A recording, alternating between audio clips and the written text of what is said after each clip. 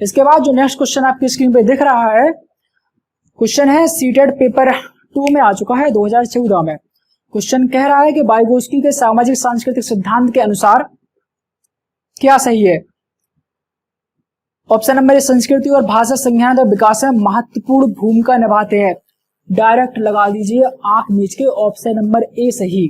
ठीक है, क्योंकि देखो ऑप्शन में दोनों चीजें आपको दिख गई। देखो दिमाग का खेल है पूरी साइकोलॉजी, बड़े जल्दी आप उड़ा देंगे साइकोलॉजी के क्वेश्चन पूरे। आपको पूरे क्वेश्चन सीटेट में पढ़ने भी नहीं होते, इतने जल्दी क्वेश्चन होंगे आपसे सॉल्व जब आप सिद्धांतों को अच्छी तरह अपने दिमाग में घुसा के बैठा लेंगे और अपने आसपास के वातावरण से चीजों को जोड़ना शुरू कर देंगे। तो यार जो वाइगोत्स्की थे, वाइगोत्स्की ने मैंने क्या बताया था कि वाइगोत्स्की ने कौन सी 3 चीजें सबसे इंपॉर्टेंट बताई थी। एक तो स्कैफोल्डिंग, दूसरी चीज जेडपीडी यानी संभावित विकास का क्षेत्र, और भाषा के संबंध में अपने विचार। अर्थात वाइगोत्स्की ने बताया था कि जो भाषा होती है वो इंपॉर्टेंट होती है।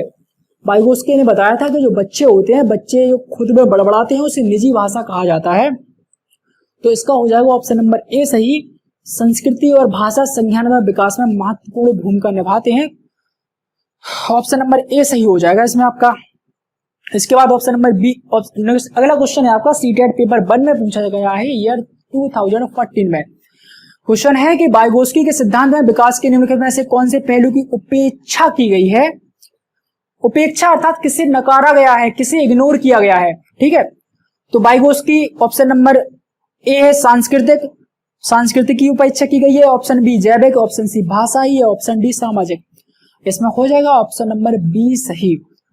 अर्थात वाइगोत्स्की ने जैविक चीज को कुछ बारे में कहा है कि जैविक के बारे में कुछ नहीं कहा। उन्होंने किस चीज की बात कही, उन्होंने देखो संस्कृति की बात कही, उन्होंने भाषा के बारे में अपने विचार दिए, उन्होंने समाज के बारे में बताया। ठीक है, लेकिन उन्होंने कभी जैविक चीजों अर्थात जन्मजात, जैविक का मतलब होता है जन्मजात चीजें जो मिलती है, उन्होंने कभी ये नहीं बताया कि चीजें जैविक मिलेंगी आपको, जन्मजात अर्थात वंशानुगत मिलेंगी। उन्होंने सब कुछ बताया कि संस्कृति से मिलेंगी, आपकी भाषा से मिलेंगी और आपके समाज से मिलेंगी। हमेशा वाइगोत्स्की ने जो आपकी भाषा है उसे महत्व दिया है, अर्थात जो बच्चे निजी भाषा का प्रयोग करते हैं उसे महत्व दिया है। अगला क्वेश्चन है कि 1 वर्ष तक के शिशु जब आंख, कान व हाथों से सोचते हैं तो निम्नलिखित में से कौन सा स्तर शामिल होता है। आंख नीचे लगाइए, ऑप्शन नंबर बी सही। इंद्रिय जनित गामक स्तर। इतनी देर आपको सोचे नहीं है। पहली बात तो सीधे आपको दिख गया कि 1 वर्ष तक के शिशु, और 1 वर्ष तक के शिशु जो होते हैं 1 वर्ष कौन सी अवस्था में आता है पियाजे की, वो आता है इंद्रिय गामक अवस्था में या संवेदी प्रेरक अवस्था में। तो ऑप्शन, और जब बच्चे आंख, कान, नाक यानी हाथों से सोचते हैं अर्थात इंद्रियों से सोचते हैं, ऑप्शन नंबर बी सही हो जाएगा। सीटेट में आ चुका है क्वेश्चन। ठीक है, इसके बाद जो नेक्स्ट क्वेश्चन आपको दिख रहा है, वाइगोत्स्की तथा पियाजे के परिप्रेक्ष्यों में एक प्रमुख भिन्नता है। तो वाइगोत्स्की ऑप्शन नंबर ए व्यवहारवादी सिद्धांतों की आलोचना करना, ऑप्शन बी बच्चों को एक पालन पोषण और परिवेश उपलब्ध कराने की भूमिका अदा करना इसमें, या भाषा एवं चिंतन के बारे में उनके दृष्टिकोण, ऑप्शन नंबर डी ज्ञान के सक्रिय निर्माताओं के रूप में बच्चों की सहकल्पना। क्वेश्चन पूछा जा चुका है सीटेट पेपर 2 ईयर 2015 में। देखिए, जब मैं आपको बता रहा था, यहाँ पे मैंने बताया था भाषा और विचारों के संबंध में मतभेद जो पियाजे और वाइगोत्स्की के हैं। मैंने बताया था आपको ब्रूनर वाले सिद्धांत में, जब आपको ब्रूनर वाला लेक्चर पढ़ा था, इस साइड मैंने आपको बताया था कि जो पियाजे और वाइगोत्स्की ने किस तरह भाषा और विचार के बारे में, विचार अर्थात चिंतन यानी थॉट, यानी पियाजे और वाइगोत्स्की ने भाषा और विचार के संबंध में अपने अलग अलग विचार, अपने अलग अलग बातें कही है, उनके मतभेद है। तो इसमें ऑप्शन नंबर हो जाएगा आपका सी सही कि वाइगोत्स्की तथा पियाजे के परिप्रेक्ष्यों में किसमें भिन्नता है। तो जो वाइगोत्स्की है और पियाजे हैं वो अलग अलग बातें करते हैं भाषा के बारे में और चिंतन के बारे में। अर्थात पियाजे ने उस भाषा को कहा था अहम केंद्रित भाषा और वाइगोत्स्की ने कहा था निजी भाषा, चिंतन अर्थात थॉट। ठीक है, तो इन दोनों के इन चीजों के बारे में उनके दृष्टिकोण में भिन्नता है।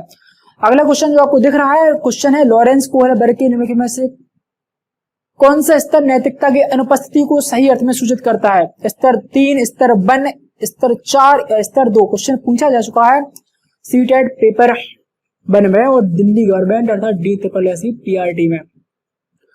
देखिए, जब आपको स्तर 1 बताया जा रहा था अर्थात पूर्व परंपरागत स्तर कोहलबर्ग का, आपको मैंने बताया था कि बच्चे जो होते हैं, बच्चों में नैतिकता नहीं होती उस टाइम। बच्चे तो बस सोचते हैं जैसा उन्हें समझा दिया जाए, बच्चे वैसे चलते रहते हैं, बच्चे नहीं अपना दिमाग नहीं लगाते हैं बिल्कुल, जब वो होते हैं कोहलबर्ग के स्तर 1 में। जब उनमें उस समय क्या होता है, उनमें बिल्कुल भी नैतिकता नहीं होती है। तो इस तरह से इसमें हो जाएगा आपका, अर्थात क्वेश्चन पूछा गया है कि नैतिकता की अनुपस्थिति कब होती है बच्चों में, तो वो होती है जब बच्चे होते हैं स्तर 1 में, अर्थात लेवल 1 में कोहलबर्ग के अनुसार। ठीक है, इसके बाद जो नेक्स्ट क्वेश्चन आपको दिख रहा होगा, क्वेश्चन है कि नवीन जानकारी को शामिल करने के लिए वर्तमान स्कीमा में बदलाव की प्रक्रिया क्या कहलाती है। ऑप्शन ए है आपके पास अनुकूलन, ऑप्शन बी आत्मसातकरण, ऑप्शन सी समायोजन और ऑप्शन डी है आपके पास अहम केंद्रता। देखिए, मैंने आपको बताया था कि जब आप कोई नई चीज सीखेंगे, उसमें कोई नई चीज आप जोड़ेंगे तो उसे कहा जाता है आत्मसातकरण, अर्थात एसिमिलेशन। और कोई चीज आपके पास पहले से है या कोई आपके पास ज्ञान पहले से उसमें आप सुधार कर रहे, तो वो चीज कहलाती है समायोजन, अर्थात अकोमोडेशन। देखिए यहाँ पे जो ऑप्शन नंबर बी आपको दिख रहा है आत्मसातकरण, यूथ जो बुक है उसमें दिया है आपका ऑप्शन नंबर बी सही, अर्थात आत्मसातकरण। और ऑप्शन नंबर जो सी समायोजन दिख रहा है वो अरिहंत वाली बुक में दिया है ऑप्शन नंबर सी सही। ठीक है, अलग अलग किताबों में आपके अलग अलग आंसर इसके दिए हैं। Free way occur according to आप मुझसे पूछे तो अकॉर्डिंग टू मी इस क्वेश्चन का आंसर होगा सही। नवीन जानकारी को शामिल करने के लिए वर्तमान स्कीमा में बदलाव की प्रक्रिया क्या कहलाती है। According to me option number होगा आपका आत्मसातकरण, अर्थात ऑप्शन नंबर बी सही होगा मेरे अकॉर्डिंग। अगर मैं इस क्वेश्चन को सॉल्व करूं तो मैं लगाऊंगा ऑप्शन नंबर बी सही, भले ही सी एक दूसरी किताब में इसका आंसर दिया गया है। ऑप्शन नंबर बी में इसलिए सही करूंगा इसका, आप सबसे पहले देखिए क्या लिखा है, नवीन जानकारी। ठीक है, बढ़ गया है आपको नवीन जानकारी, अर्थात कोई नई जानकारी आपको दी जा रही है, कोई नई जानकारी आपको दी जा रही है, उसे शामिल करने के लिए वर्तमान स्कीमा में बदलाव। वर्तमान स्कीमा में बदलाव अर्थात बदलाव यहाँ पे वो चेंज नहीं है, बदलाव का मतलब बस इतना है कि आपके दिमाग में जो चीजें हैं उसमें एक नई चीज ऐड करी जा रही। डायरेक्ट आप पहला वर्ड देखिए नवीन जानकारी, नवीन जानकारी का मतलब है कोई चीज पहली बार बताई जा रही है आपको। जब पहली बार कोई चीज नई चीज जोड़ी जाती है तो उसे आत्मसातकरण कहा जाता है। ठीक है, इसलिए आपका हो जाएगा ऑप्शन नंबर बी सही। तो समायोजन कब होता है पता है, समायोजन तब होता है जब कोई पुरानी चीज आपके पास पहले से हो, उसे परिवर्तन किया जाए, उसमें चेंज किया जाए, जो पुरानी चीज है उसे कहा जाता है समायोजन। लेकिन अगर कोई नई चीज डाली जाए आपके दिमाग में, उसमें आपके स्कीमा में बदलाव हो, तो उसे कहा जाता है आत्मसातकरण। इसलिए हो जाएगा आपका ऑप्शन नंबर बी सही। इसके बाद जो नेक्स्ट क्वेश्चन है आपका सीटेट पेपर 1 और DSSC PRD में पूछा जा चुका है। क्वेश्चन है कि पियाजे के अनुसार 2 से 7 वर्ष तक के बीच में एक बच्चा संज्ञानात्मक विकास की किस अवस्था में होता है। डायरेक्ट हो जाएगा ऑप्शन नंबर आपका, बताइए पढ़े होंगे आपने, डायरेक्ट हो जाएगा आपका ऑप्शन नंबर ए सही। जब बच्चा 2 से 7 वर्ष में होता है तो उस अवस्था को कहते हैं पूर्व संक्रियात्मक अवस्था। अगला क्वेश्चन जो आपको दिख रहा है, क्वेश्चन है वाइगोस्की की संस्तुति के अनुसार बच्चों की व्यक्तिगत वाक की संकल्पना क्या बताती है। ये क्वेश्चन वही है जो मैंने आपको बताया था, पियाजे के और वाइगोस्की के भाषा और विचार के संबंध में अलग अलग मतभेद। अर्थात जब मैंने आपको बताया था ब्रूनर वाला जो आपको लेक्चर था, ब्रूनर का संज्ञानात्मक विकास का सिद्धांत, उस लेक्चर में आपको बताया था विकास की उस सिद्धांत में यहाँ पे मैंने पियाजे और वाइगोस्की के अलग अलग विचार बताए थे और आपको बताया था कि वाइगोस्की क्या कहते हैं कि जो व्यक्तिगत वाक होती है, अर्थात निजी वाक या भाषा होती है जो बच्चे खुद से बड़बड़ाते रहते हैं, उसे उन्होंने इंपॉर्टेंस दी है। उन्होंने कहा है यह बच्चों के लिए जरूरी है, इससे बच्चे जो अपने कार्य होते हैं उन्हें करते हैं।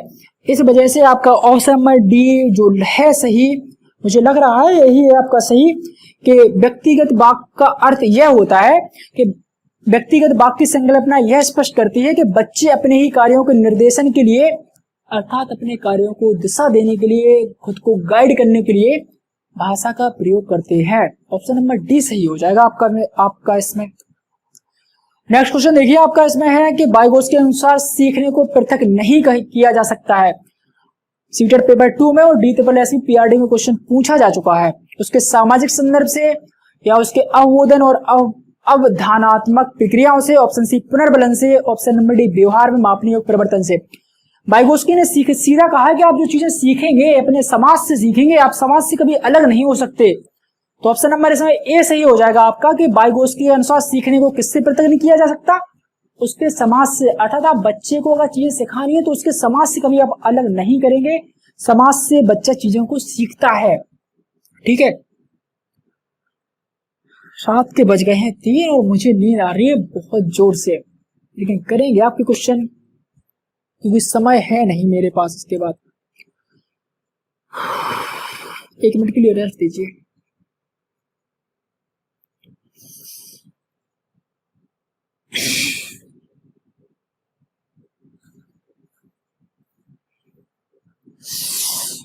गॉड,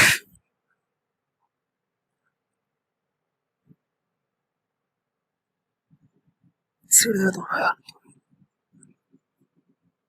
चलिए देखते हैं। क्वेश्चन है कि निम्नलिखित में से कौन सा एक सही मिलान वाला जोड़ा है। पढ़िए आप चारों विकल्प आपने और बताइए कौन सा ऑप्शन इसमें होगा सही। ऑप्शन ए जो आपको दिख रहा है स्क्रीन पर, उसमें लिखा है कि मूर्त संक्रियात्मक बच्चा संधारण एवं वर्गीकरण करने योग्य बन जाता है। ऑप्शन बी में है औपचारिक संक्रियात्मक वाला बच्चा, अर्थात अवस्थाएं दी है और बगल में दी है अवस्थाओं की क्वालिटी, अवस्थाओं की विशेषताएं। इसमें डायरेक्ट हो जाएगा आपका ऑप्शन नंबर, कौन सा मिलान सही जोड़ा है, ऑप्शन नंबर ए जो मुझे दिख रहा है इसमें। अर्थात जब देखिए ऑप्शन नंबर ए सही हो जाएगा आपका, क्योंकि इसमें देखिए मूर्त संक्रियात्मक बच्चा, अर्थात मूर्त संक्रियात्मक अवस्था बच्चा कब होता है, जब पियाजे की तीसरी अवस्था जो थी उसे कहा जाता था मूर्त संक्रियात्मक अवस्था, अर्थात कंक्रीट ऑपरेशनल स्टेज।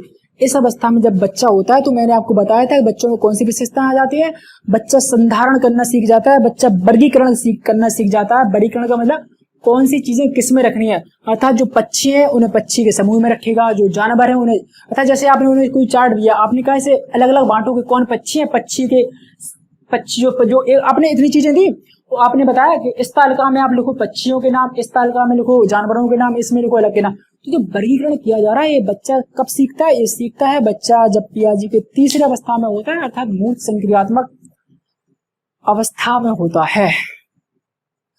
इसके बाद नेक्स्ट क्वेश्चन हम देखते हैं जो आपकी स्क्रीन पे शो हो रहा है। निम्नलिखित में से कौन सा कथन भाषा और विचार के बारे में पियाजे और वाइगोत्स्की के दृष्टिकोण का सही वर्णन करते हैं।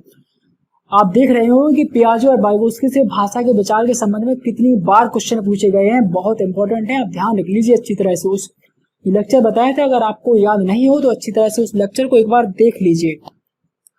तो पियाजे ने क्या कहा था, पियाजे ने ये कहा था यार, पियाजे ने कहा था कि पियाजे ने भाषा को महत्व नहीं दिया, भाषा को महत्व दिया है वाइगोत्स्की ने। पियाजे ने कहा था कि पहले थॉट आएगा, पहले विचार आएगा, उसके बाद आएगी भाषा। और वाइगोत्स्की ने क्या बताया था कि वाइगोत्स्की ने बताया था कि भाषा जरूरी है, भाषा का विचारों पर गहरा असर पड़ता है।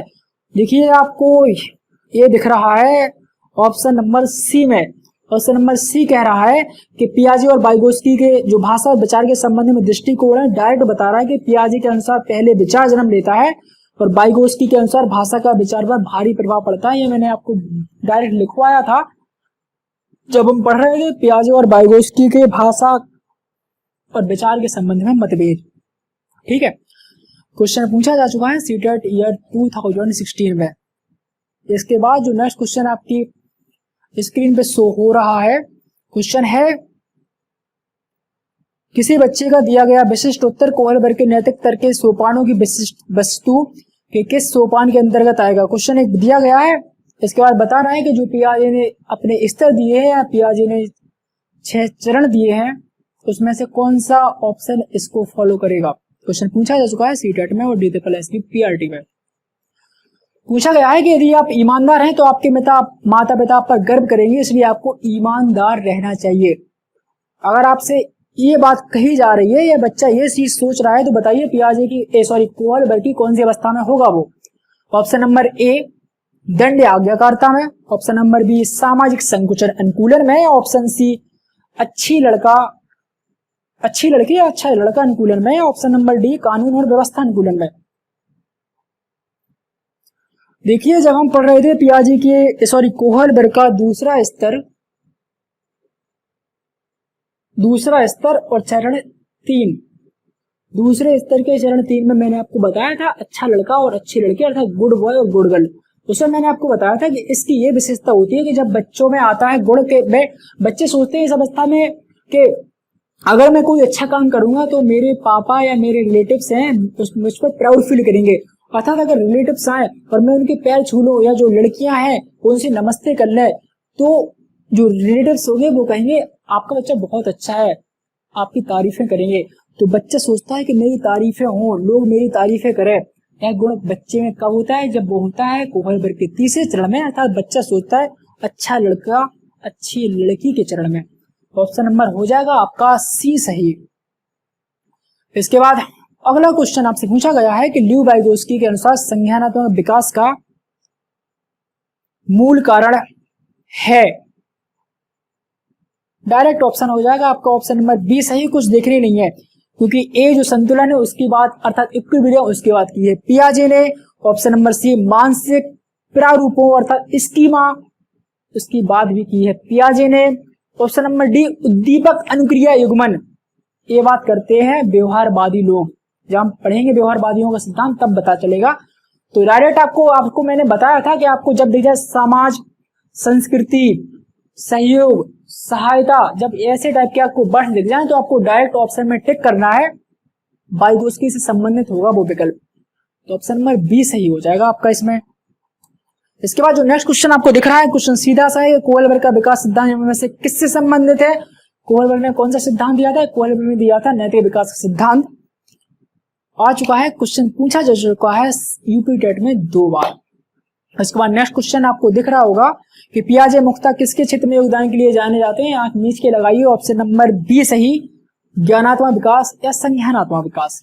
ठीक है। इसके बाद जो नेक्स्ट क्वेश्चन आपकी स्क्रीन में शो हो रहा है, क्वेश्चन पूछा गया है यूपी टेट 2016 में। क्वेश्चन है कि पियाजे के संज्ञानात्मक विकास सिद्धांत में लाइट बटन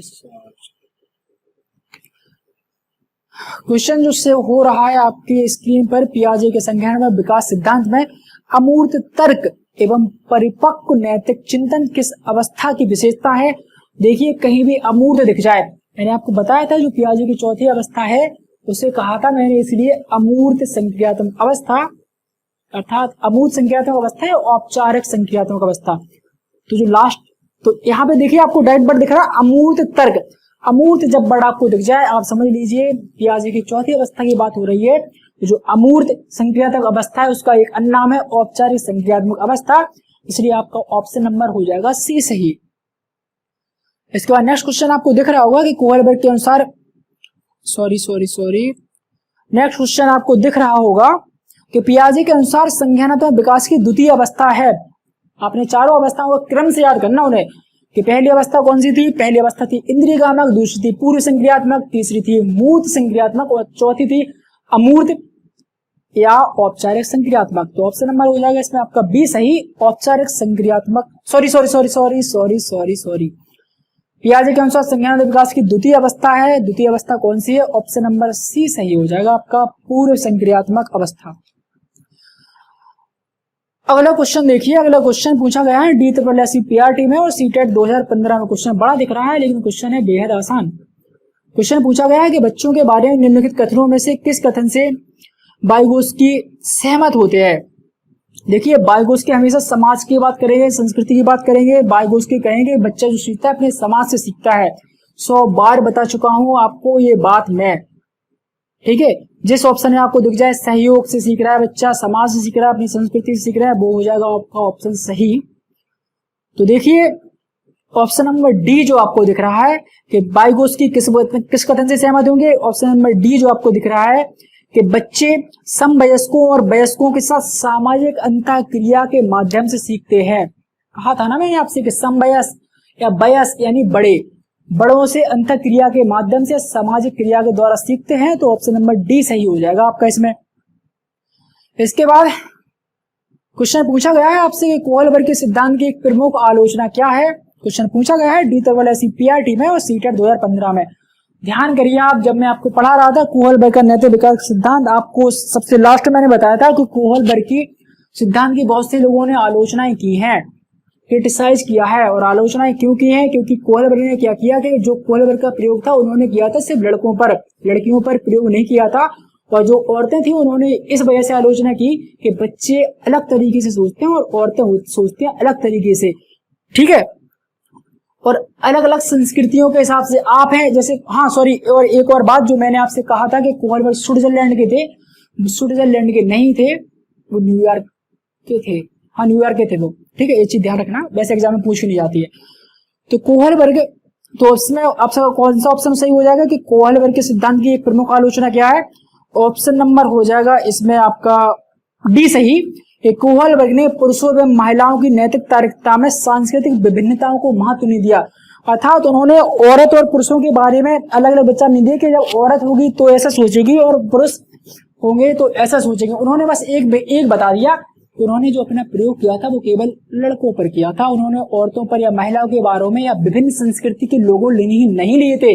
उन्होंने आदिवासी के लोग नहीं लिए, उन्होंने अलग अलग संस्कृति के लोग नहीं लिए, उन्होंने तो बस कुछ पार्टिकुलर ग्रुप के या एक निश्चित वर्ग के लोगों को ले लिया, निश्चित वर्ग के बच्चों को ले लिया, उस पर किया अपना प्रयोग। जो हिंज वाली स्टोरी उन्होंने बच्चों को सुनाई थी, ठीक है, तो इसमें हो जाएगा आपका ऑप्शन नंबर डी सही। इसके बाद जो नेक्स्ट क्वेश्चन आपको आपकी स्क्रीन पे दिख रहा होगा, क्वेश्चन है कि निम्नलिखित कथनों में से कौन सा वाइगोत्स्की के द्वारा प्रस्तावित विकास तथा अधिगम के बीच हो गया है आपका क्वेश्चन। इसके बाद क्वेश्चन है कि ये भी हो गया है। इसके बाद जो क्वेश्चन आपके स्क्रीन पे अगला शो हो रहा होगा, क्वेश्चन है कि प्रचलित योजनाओं में नई जानकारी जोड़ने को किस नाम से जाना जाता है? अर्थात कोई नई जानकारी आप जोड़ेंगे अपने दिमाग में या प्रचलित योजनाओं में, उसे क्या कहा जाता है? जब पहली बार कोई नई चीज जोड़ी जाती है उसे कहा जाता है आत्मसातकरण या समावेशन या एसिमिलेशन। ऑप्शन नंबर हो जाएगा आपका सी सही। क्वेश्चन पूछा जा चुका है यूपी टेट में और DSSB PRT में। इसके बाद अगला क्वेश्चन आपको जो आपकी स्क्रीन में दिख रहा होगा, क्वेश्चन है कि सीता ने हाथ से दाल और चावल खाना सीख लिया है। वही क्वेश्चन आ गया कि मम्मी गई भैया शॉपिंग करने, बच्चे ने फैला लिया पूरा दाल चावल, क्योंकि मम्मी ने बच्चे को सिखाया था क्या सिखाया था? सिर्फ रोटी से दाल खाना बच्चे को नहीं सिखाया था उन्होंने कि पनीर चावल या छोले चावल आएंगे तो कैसे खाना है, ठीक है, वही क्वेश्चन आ गया आपका। क्वेश्चन है कि सीता ने हाथ से दाल और चावल खाना सीख लिया है। अब जब उसे दाल, देखिए एक चीज मैंने आपको उस समय जो आपको समझा रहा था कि मैंने बताया था कि अनुकूलन के दो पार्ट है, एक समावेशन या आत्मसातीकरण। देखिए एक बार मैं समझा दे रहा हूं आपको, क्वेश्चन है क्योंकि जरूरी। देखिए यहाँ पे मैंने आपको बताया था जब पियाजे का हम पढ़ रहे थे सिद्धांत, आपको मैंने बताया था जो अनुकूलन होता है, अनुकूलन के दो पार्ट होते हैं, एक आत्मसातीकरण, एक होता है समायोजन। आत्मसातीकरण का मतलब होता है कोई नई चीज आपके दिमाग में पहली बार जोड़ना, नवीन प्रक्रियाओं का आपके दिमाग में पहली बार आना, तो नई चीज जोड़ना आपके दिमाग में, उसे कहा जाता है आत्मसातीकरण या एसिमिलेशन इंग्लिश में। और समायोजन क्या कहलाता है? जो पुरानी चीज आपके दिमाग में पहले से उनमें परिवर्तित करना, उन्हें मॉडिफाई करना, उन्हें चेंज करना और नई नई जानकारी देना उसमें, उसे कहा जाता है समायोजन, ठीक है। तो यहाँ पे क्या हुआ कि क्वेश्चन पूछा गया है, और ठीक है जब समायोजन आपका हो जाए, ध्यान रखना कि जब समायोजन हो जाता है अर्थात आप जो आपका दिमाग है उसमें जो परिवर्तन किए जाते हैं, नई चीजें उसमें और सिखाई जाती हैं, पुरानी चीजों में परिवर्तन करके जो नई चीजें सिखाई जाती है। जैसे एक वो एग्जाम्पल मैंने आपको बताया था कौआ और कोयल वाला, कि जब बच्चे को पहले कौआ दिखा उसके बाद उसने कोयल दिखी तो बच्चा चिल्लाने लगा, अरे भैया कौआ है कौआ। तो उसके पापा ने कहा ये कौआ नहीं ये कोयल है। तो उसके पापा ने क्या किया कि जो दिमाग में पहले से धारणा थी कि हर काली चीज जो पक्षी होता है वो कौआ होता है, उनके पापा आए तो उसके पापा ने उसकी धारणा बदली, ठीक है। तो उसने क्या किया, जो पहले की जो धारणा थी बच्चे ने कि काली चीज कौआ होती है, अब उसे पता पड़ गया कि काली चीज कौआ नहीं कोयल भी होती है, तो मधुर बोलती है, ठीक है।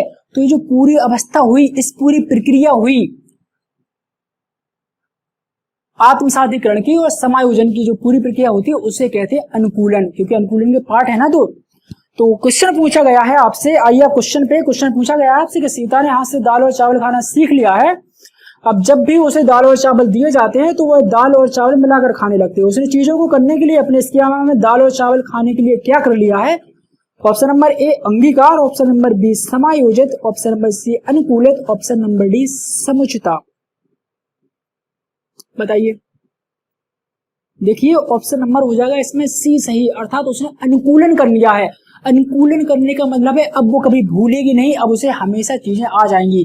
कि देखो एक बार उसकी माँ ने चीजें दाल चावल खाना सिखाया, अब जब भी उसे दाल चावल मिलेंगे तो दाल चावल वो खाना खुद से सीख जाएगी। अर्थात दाल चावल के साथ उसने अपने अनुकूलन कर लिया है, अपने आप को अडेप्ट कर लिया है, अपने आप को ढाल लिया है। ओके, इसे कहा जाएगा अनुकूलन। ऑप्शन नंबर सी सही हो जाएगा आपका।